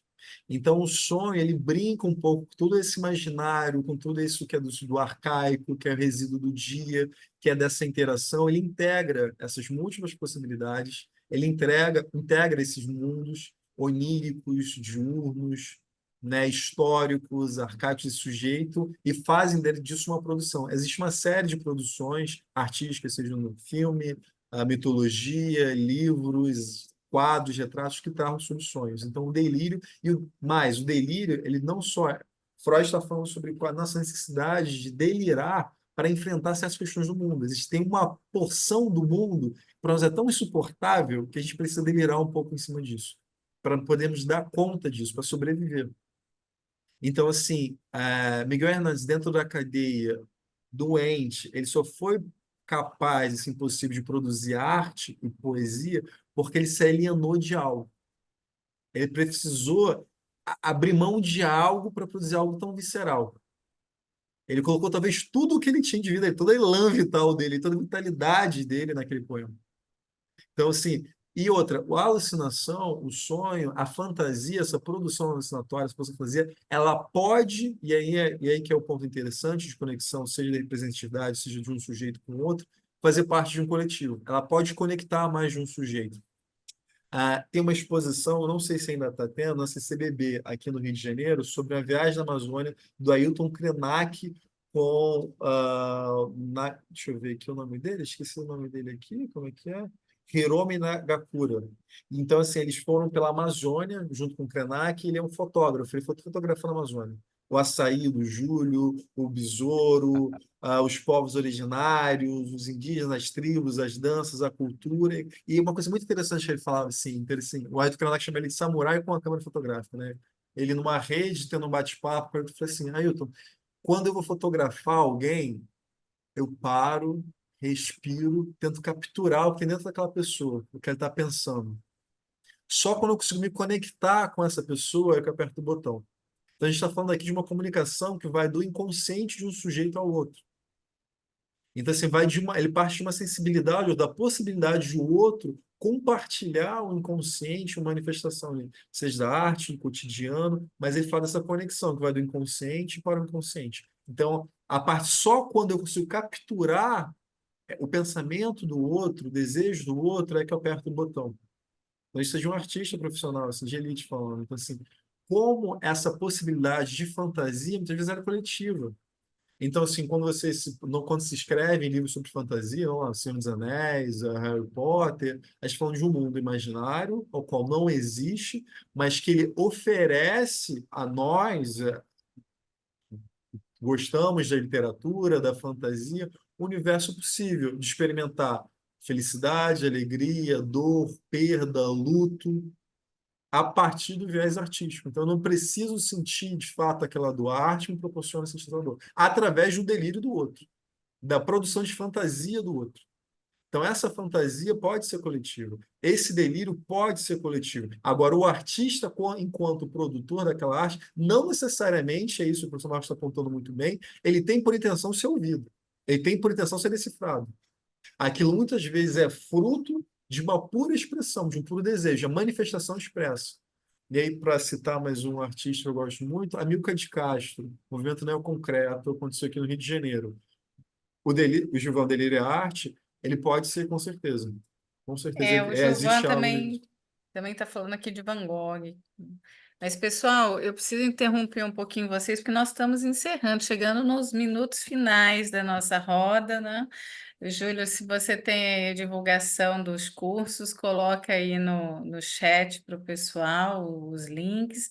Nós chegamos Deixa eu só nos últimos 15 trazer, minutos, estou só alertando para a gente ir fechando, tá? E deixa eu só trazer vocês essa aí questão. deixarem Perdão, a perdão. curiosidade para linkar o pessoal e quererem ir ouvi-los nos cursos e nas próximas rodas voltarem. Deixa eu só aproveitar aqui e complementar o Cleito dessa resposta do Divan com relação à diversidade. Diversidade é qualidade do que é diverso. Por ser diverso, é diferente. E, naturalmente, por ser diferente, ele é múltiplo. Porque nós somos unidades diferentes das outras unidades. Vamos voltar no açaí? Pega um pé de açaí, pega cada frutinha. A fruta é uma, mas cada uma é diferente da outra no seu formato, na sua pesagem também, embora seja a unidade ali, a fruta, ela tem a sua diversidade também. E quando falamos de nós, enquanto sujeitos, nós compomos aqui nessa sala, nessa roda, também uma diversidade, porque nós somos diversos em nós. Já começa por aí. E se nós somos diversos enquanto sujeitos únicos, quando nós compomos um grupo, quando nós compomos uma coletividade, essa diversidade se expande mais ainda. Então, isso poderia ser entendido dentro da psicanálise? É como o Cleito falou, quanto nós temos de nossos desejos, de nossos afetos, do que nós construímos, do que nós nos entendemos também, ou achamos que nos entendemos, do que nós projetamos de nós, em nós, do outro, no outro, as interpretações, as conexões todas que nós construímos. A psicanálise vem nos ajudar justamente nesta autocompreensão das nossas relações com o outro, que é diferente de nós, a partir de todas as diferenças que eu tenho dentro de mim mesmo. e que eu preciso aprender a lidar com elas na minha constituição enquanto sujeito. Então, a diversidade, ela tem muita relação diretamente com a nossa constituição, com a construção da nossa subjetividade, tá? Então, aproveitando, já estamos no finalzinho aqui. Eu só Ah, queria só, pontuar. só, só mais um adendozinho, desculpa, Cleito. Artes são diversas, já que estamos falando também sobre arte. Então, toda a diversidade musical, toda a diversidade escultural, toda a diversidade poética, quantos estilos de poesia existem, quantos estilos de música existem, quantos estilos de ritmos existem no mundo inteiro. Tudo que nós produzimos e tudo que nos produz. A diversidade ela é presente na nossa existência. Desculpa, Cleiton. Não, tudo bem, só para dar voz aqui a Carmen, a Pamela, de novo, estão contribuindo muito aqui com a nossa aula. A Pamela falou aqui, ó, diversidade igual a múltiplo igual a diferente. Sim, Pamela, é disso que se trata. Por isso, a arte tem vários caminhos de expressão, é justamente o que o seu Gil está falando, assim, muito bem. Assim, a Pamela, na região amazônica, temos muitos relatos sobre diversas lendas da floresta, vários ribeirinhos, seringueiros, colonos. Engraçado que as características das criaturas são bem similares entre todos os relatos. Por exemplo, Mampinguari tem várias obras, livros, pinturas sobre a lenda. Mano, é perfeito, assim, isso fala sobre a necessidade de nós, como sujeito, como indivíduo, de nos narrarmos, de nos localizarmos no mundo. E toda vez que algum sujeito acha que descobriu uma coisa sobre o mundo, ele produz. E toda vez que esse sujeito produz, ele encontra algum outro que é capaz de ecoar e produzir também com essa produção. Então, assim, os adinkras que a gente falou, o mito de surgimento dos adinkras é sobre um homem, né, que tinha por apelido Teia, que ele é conhecido pela sua tecelagem, que ele resolve tecer uma teia e ir até o céu, porque ele ouviu que no céu existia um baú cheio de histórias e lendas. E o mundo era muito chato antes disso. Então ele vai até os céus, pegar esse baú com os deuses, e quando ele chega em terra para dividir com os seus, ele abre o baú, as histórias fogem para todos os lugares. Então, assim, é do sujeito, isso, o sujeito social, biológico, pré-histórico, narrar. Se narrar, narrar o mundo ao qual ele consegue perceber, ao qual ele consegue compreender. Então, assim, as histórias amazônicas são maravilhosas, assim, eu conheço algumas também, e fala sobre isso, sobre esse sujeito que precisa, que entende o mundo, que tenta decifrar o mundo, e decifra ele através da sua narrativa, compartilha a sua narrativa com o outro, e esses mitos se mantêm vivos e se atualizando, né? Da mesma forma, os amazônicos, os gregos, os axantes, os maias, astecas. Então, assim, todos nós, como sociedade, nós, como indivíduos, como sociedade, produzimos inúmeras respostas a isso, à angústia, ao sofrimento, à possibilidade de ser feliz, de se identificar no mundo e com o outro, né? Então, todas as mitologias, todas as religiões estão aí para tentar falar um pouco disso que é humano, disso que é uma necessidade básica, social, que é a própria comunicação, né? Bom, pessoal, nós estamos chegando ao fim. Eu vou pedir para os professores deixarem aí a sua última, a fala da despedida, iniciando aí, agradecendo a todos que estão aqui presentes, a essa troca engrandecedora na roda de hoje, na roda de conversas, da PUC, agradecendo a PUC pelo espaço, a professora Sônia e os articuladores, as pessoas que vêm se ou rodear aqui, construir o debate, a troca nesse momento, a vocês que vêm participar e vêm colocar as questões, que vêm assistir às rodas de conversas, o nosso obrigado especial, o meu em particular, que nesse momento pude trazer um pouco da psicoterapia integrativa, que é um movimento que tem mais de 40 anos de existência mundial. Ele se iniciou e se alicerçou desde os anos 60, 70, e quanto instituição dentro da saúde, dentro da psicoterapia, ele tem o seu marco fundador em 1982, e já tem mais de 40 anos de estrada mundialmente falando de atuação.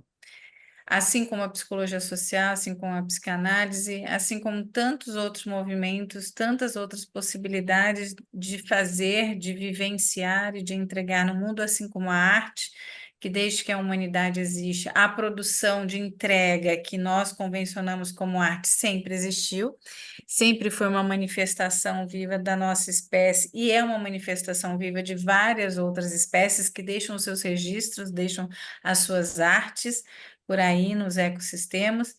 Então, agradecendo a oportunidade e também convidando vocês para que retornem, para que divulguem a roda de conversa, para que nós possamos sempre ter esse espaço mantido de um diálogo e construção de saber múltipla, multidimensional e de múltiplos saberes. Eu agradeço aqui a todos, passo a palavra ao professor Júlio, depois ao professor Cleiton, e fica aqui a minha gratidão profunda por todos que estão presentes. Eu que agradeço mais uma vez esse encontro com a professora Luciana. Acho que tem um ano que a gente não rodava juntos. É sempre ótimo, é sempre muito bom poder ter esse contato e aprender mais ainda também. Professor Cleito, nosso primeiro contato aqui, rodando. Seja muito bem-vindo às rodas. E quero agradecer à PUC por esse espaço primordial, fantástico, essa rede nossa de trocas que perdura já há 4 anos, que já nos rendeu muitos outros projetos, incluso um livro que já foi publicado, Cirandeando na Pandemia, o próximo livro, que são produções nossas, através do que nós já rodamos aqui, está para sair o segundo volume. E é fantástico poder estar aqui nesse espaço de trocas, de aprendizados. Quero agradecer a todo mundo aqui presente, a todo mundo que interagiu aqui, mandando seus comentários, suas perguntas. Coloquei aqui no chat todos os links dos cursos que estão com matrículas abertas já. O curso da professora Luciana de Introdução à Psicologia Integrativa, já coloquei o link para vocês aí também. O curso que eu estou junto com o professor Cleiton e o professor Luiz também, Luiz Bokoski, que é sobre arte e psicanálise, a criação artística e o paradigma estético em Freud, que nós falamos sobre cinema e psicanálise, teatro e psicanálise, escultura e psicanálise, pintura e psicanálise. Então, é uma imersão que nós fazemos para poder entender um pouquinho mais da visão freudiana, o que a psicanálise nos traz sobre cada representação artística dessa. A música, a dança também. Nós também estamos com matrículas abertas nos nossos cursos de automutilação, a marca no corpo do sofrimento, que é dado pela nossa professora coordenadora, a doutora Sônia Medina. E o outro curso também que está com matrículas abertas é As Transferências em Freud, estudo dos casos clássicos na contemporaneidade, também com a professora Sônia, e o autista no espaço escolar, com a nossa colega, minha colega de doutorado e pós-doutorado também, professora Melânia Porkoski, que é um grande nome nessa área sobre autismo. E, bom, feito convite para vocês, naveguem em nossos links para conhecer mais das nossas formações. Professor Marcos, obrigado pela sua presença, que venha mais vezes também, é bom ter sua presença e sua colaboração também. Boa noite, obrigado a todos. Bom, fazer meus agradecimentos também, assim, obrigados a todos, assim, as contribuições foram maravilhosas, enriqueceram muito, né, o debate. É isso, sobre arte, eu só queria deixar esse último recado, né, falando sobre a possibilidade da gente usar a arte como enfrentamento, assim, da vida, terapêutico, como descoberta. Tem um livro belíssimo chamado A Psicanálise do Sensível, da professora Ivanise Fonte, que ela fala até que é uma redundância, né? Você fala psicanálise do sensível, mas ela recorre a essa redundância para falar sobre algumas questões muito importantes, sobre o que é representável, sobre essa superfície, sobre essas marcas que carregamos no corpo, que muitas vezes não conseguimos nominar, não conseguimos falar, comunicar, e sobre, muitas vezes, a incapacidade de representação, né, que nós temos, nós sofremos. Então, fazer uso da arte como uma possibilidade, uma analogia metafórica para esse enfrentamento, para esse reconhecimento, para a possibilidade de alteridade. Então, usarmos a arte para todos podermos vivermos com a arte, resistirmos com a arte, né? E é isso, gente. Muito obrigado a todos. Uma boa noite. Foi um prazer estar com vocês.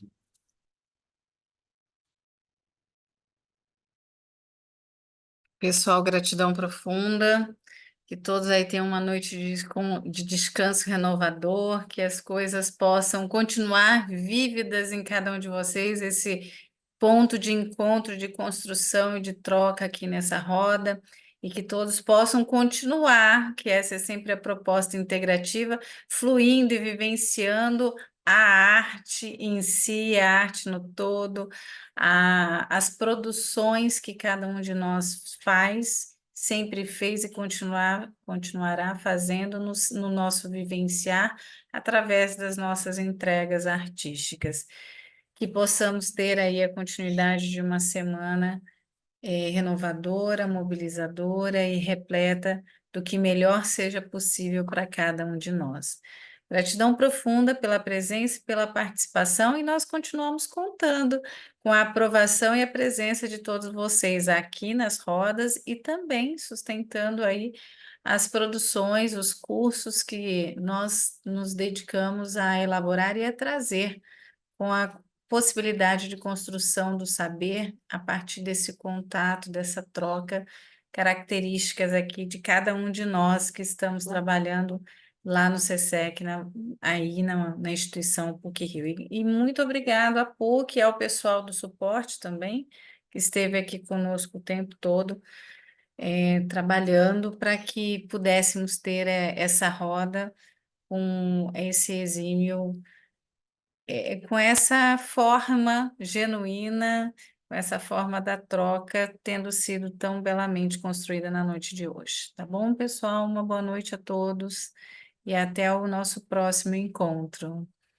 Acompanhe as divulgações das rodas nas mídias sociais da PUC, do SESEC, também lá da PsiRio, né, Júlio?